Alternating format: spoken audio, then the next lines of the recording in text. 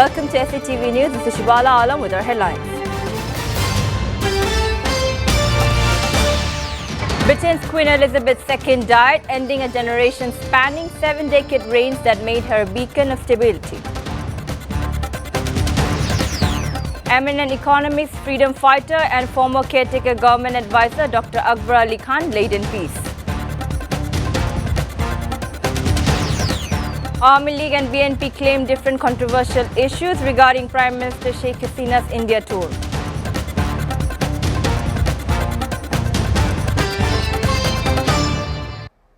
Britain's Queen Elizabeth II died on Thursday at the age of 96, ending a generation spanning 7-decade reign that made her a beacon of stability in a tumultuous world. The United Kingdom entered a period of official mourning with formal gun salutes to the Queen expected later and tributes from around the world flooding in. Mourners around the world paid tribute to Queen Elizabeth II by laying flowers and leaving messages at embassies and cathedrals. World leaders continue to send in their condolences. As monarch, the Queen is automatically granted a publicly funded state funeral. Details for the funeral are expected to be released by the palace soon. Meanwhile, the Queen's son, King Charles III, has ascended to the throne. He is asked for a period of royal mourning to be observed from Friday until 7 days after the Queen's funeral. In a solemn statement outside Downing Street, UK, new Prime Minister Liz Truss described the devastation felt across the country at her passing after a lifetime of service. Dressed in black, Ms. Truss paid tribute to the inspirational Queen and expressed her country's support for the new monarch. Ahead, we will come together with our friends across the United Kingdom, the Commonwealth and the world to celebrate her extraordinary lifetime of service. It is a day of great loss, but Queen Elizabeth II leaves a great legacy. Today the crown passes, as it has done for more than 1,000 years, to our new monarch, our new head of state, His Majesty King Charles III. With the King's family, we mourn the loss of his mother, and as we mourn, we must come together as a people to support him. Meanwhile, Bangladesh government announced a 3-day national mourning on the death of Queen Elizabeth II of Britain. The announcement was made from the press wing of the Prime Minister today. The national flag of Bangladesh will remain half-mast during the mourning, which will be observed on Friday, Saturday and Sunday. Bangladesh President M. Abdul Hamid and Prime Minister Sheikh Hasina expressed profound shock and sorrow at the death of the British monarch. Prime Minister Sheikh Hasina mentioned that the Queen was not only the pillar and strength of the 2.5 billion Commonwealth people, but also an epitome of grace, dignity, wisdom and service. Eminent economist, freedom fighter and former caretaker government advisor Dr. Akbar Ali Khan laid in peace at the Martyred Intellectual Cemetery in the capital's Mirpur. Earlier in the afternoon, he was given a guard of honor after his namaz-e-janaza at Azad Mosque in Gulshan. Among others, Planning Minister M.A. Mannan, BNP Secretary General Mirza Fakhrul Islam Alamgir and Ganashastro Kendra founder and trustee Dr. Zafarullah Chaudhary participated in the funeral. The body of Akbar Ali Khan was taken to his residence in Gulshan this morning. Relatives and dignitaries paid their respect to him there. Dr. Akbar Ali Khan passed away while undergoing treatment in Dhaka's Evercare Hospital at around 10 on Thursday night. BNP Secretary General Mirza Fakhrul Islam Alamgir said that Bangladesh apparently did not achieve anything from Prime Minister Sheikh Hasina's India's visit. He made the comment after paying tribute to late President Ziaur Rahman at his grave on the founding anniversary of Mohila Dal. Many leaders and activists of BNP accompanied Mirza Fakhrul there. The BNP leader also said that his party would win to restore the voting rights of people across the country. Meanwhile, he also expressed his deep condolences on the death of Queen Elizabeth II of Britain.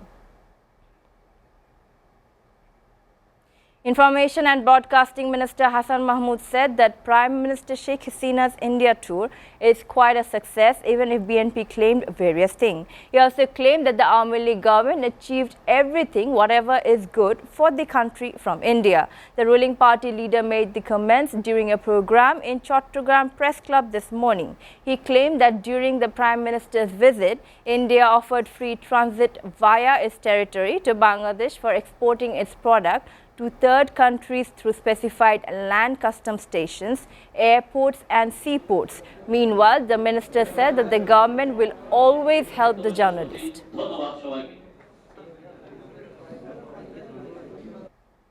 Expatriates Welfare and Overseas Employment Minister Imran Ahmed said that clients might be betrayed if they do their passport formality works through agents. He called on all to do their passport work formalities by following government's regulation. The minister made the comments while inaugurating a branch of Probashi Kalyan Bank at Tungipara in Gopalganj this morning. He also said that the present government vowed to send at least 1,000 people abroad from each upazila across the country. District Administrator Shahida Sultana was present among others at the program.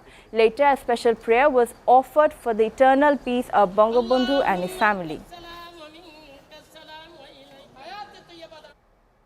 Viewers are taking a short break. Please stay with us.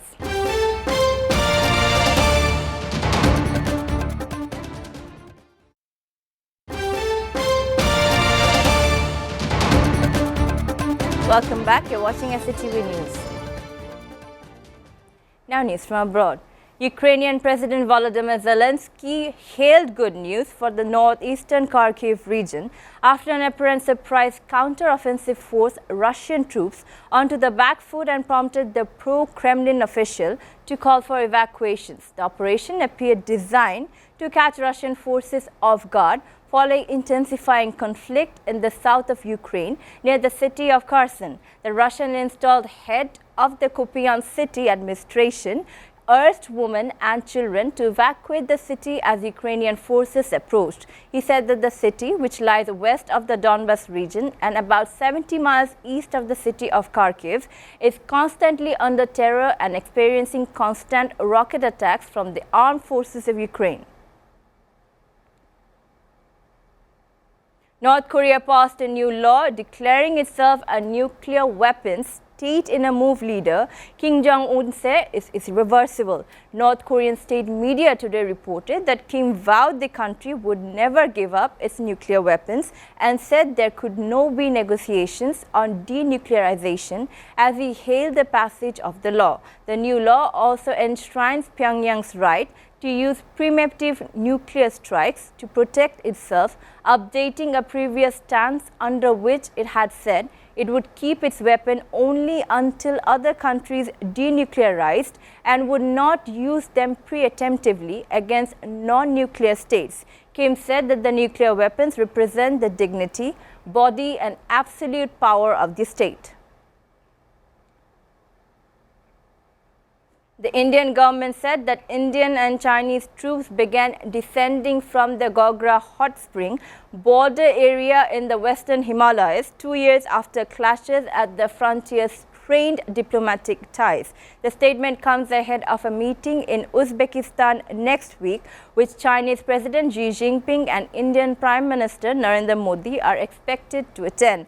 India said that the disengagement was taking place in a coordinated and planned way and is meant to keep border peace. Meanwhile, the Chinese embassy in New Delhi did not immediately respond to calls and an email. India and China share an unmarched 3,800-kilometer border where the troops previously adhered to long-standing protocols to avoid the use of any firearms on the frontier. 14 people died after a boat capsized near the Brazilian city of Belém, capital of northern Pará state. 26 others are missing. The boat was traveling between Camara on the island of Marajo and Balam when it sank near the beach on the island of Kotijua. The cause of the accident is yet to be determined. According to Public Security Secretariat, the vessel was not authorized to carry passengers and had headed out to sea from the Palestinian port. Firefighters landed and searched the rescue operation with the help of divers, 9 boats and a helicopter to retrieve the bodies and locate the missing victims. Now sports news. Sri Lanka and Pakistan are set to battle against each other in the last match of the Super 4 round in Asia Cup 2022. The Sri Lanka versus Pakistan match is scheduled to be played tonight at Dubai International Airport Stadium in UAE. Dasum Shanaka is the skipper of Sri Lanka in Asia Cup 2022. Babar Azam is the captain of Pakistan. After the last match of the Super 4 leg, both teams will also face each other in the Asia Cup 2022 final. In the Super 4 round, India, Afghanistan, Pakistan and Sri Lanka were set to play 3 games each. Sri Lanka and Pakistan won their opening 2 games to qualify for the final. India and Afghanistan, who lost their first 2 games, are eliminated from the tournament.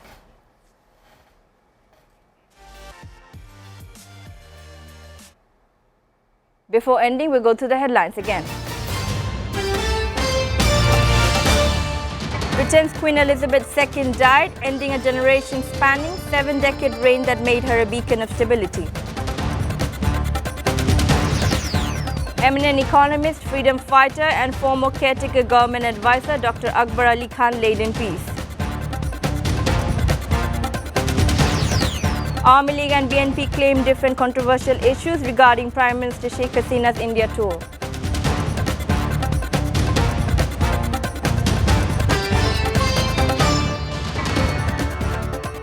Up to date so far here on SATV News, and to know the latest news, visit www.satvtv.tv. Stay with SATV.